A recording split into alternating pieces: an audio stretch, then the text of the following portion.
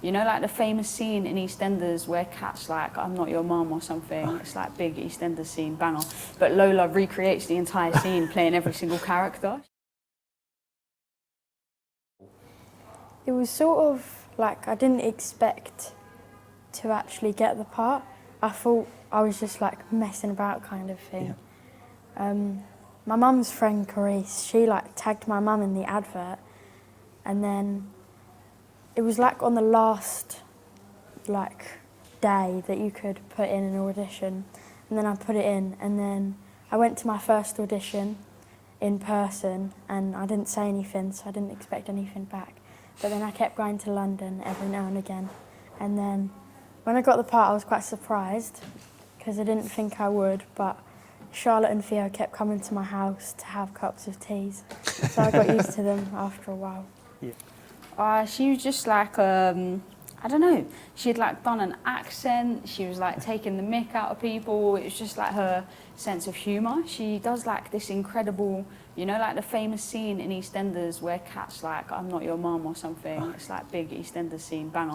But Lola recreates the entire scene, playing every single character. She, in real life, not in the tape. Yeah. So she's just, she does mad things like that all the time. I think she's very much like grown up imitating things that were on TV, and has like such a sharp, like witty sense of humour that felt so right for Georgie's character. Yeah. Harris you'd worked with before, is that right, on your short film? So had you kind of written this character with him in mind, or how did he kind of come to be cast in the role?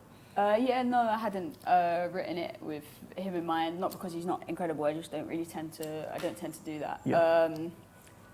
But as soon as we kind of got into the process, we always wanted to cast the Georgie first because the film is anchored to her. We didn't want to do that thing of casting like a famous dad and then having to work around who that is to find the kid, because the kid is a much harder role to find and is like the centre of the film by far.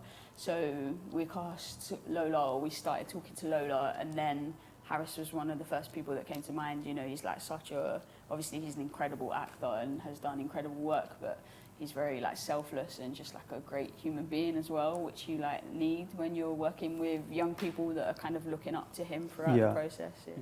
Didn't actually know him like at first. I remember my dad kept saying that he had been in a film with Angelina Jolie, and I didn't know who that was either. But then I searched him up one time and I was like, oh, I recognise him, and that's because I've been doing rehearsals with him. And because I was with him yesterday. I think at first I was quite unsure of you. Yeah, you didn't trust me, did you? No. Fair enough. And then... after a couple of weeks of kicking trees, got used to each other.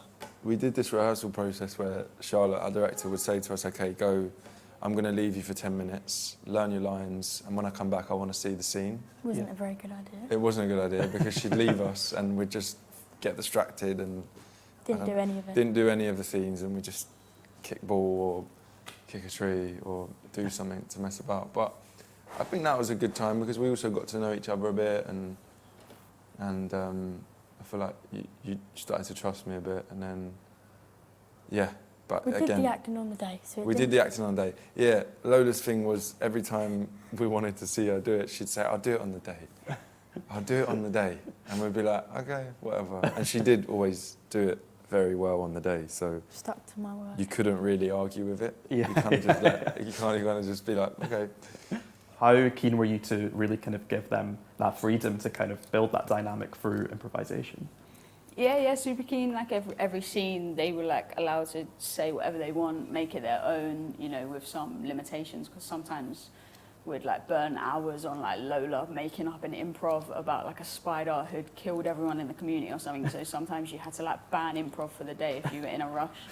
But otherwise, I was always keen to let them take ownership of the role. You know, Harris knows his character much better than I do because he's literally like living it during the filming. So I always wanted them to just do whatever they want, and then I get to take credit for it. It's a great time, isn't it?